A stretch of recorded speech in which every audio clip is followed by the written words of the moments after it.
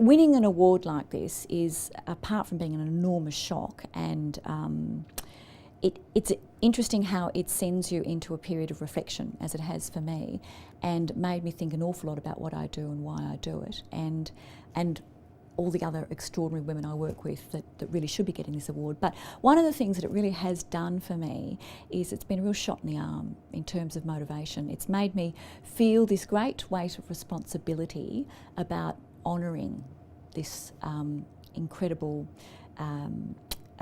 award. And whilst it's a great privilege to receive such a thing, it's also a responsibility, and it makes me feel like I just have to work harder now, and I will.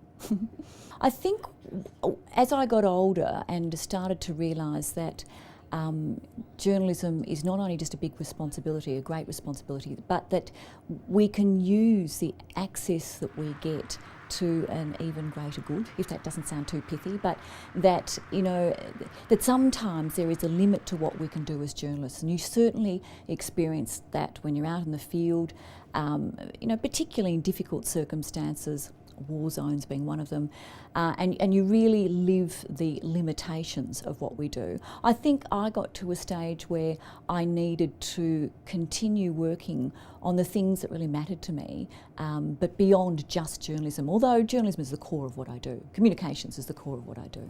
What really got to me about Afghanistan was that here we were night after night on the news, delivering stories about the conflict in Afghanistan, and it was a military story. You know, it was an operational story. It was a political story.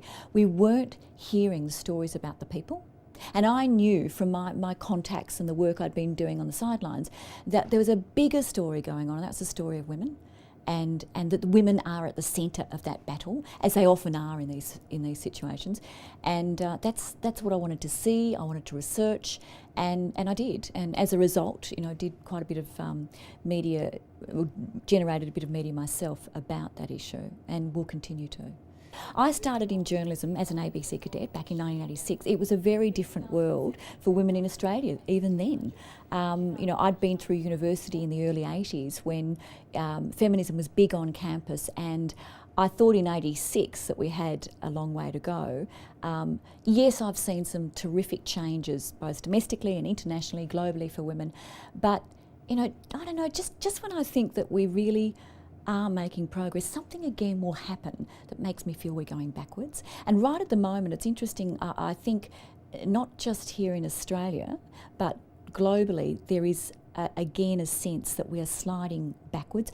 We've had a lot of gains for women institutionally, organisationally. A lot of the scaffolding has been built, and legislation is there in many places, but something that we haven't yet really grasped is the cultural bias against women, is the cultural attitude that keeps women at a disadvantage right around the world. So in terms of have we come a long way, when I think about that, I think we've got such a long way to go.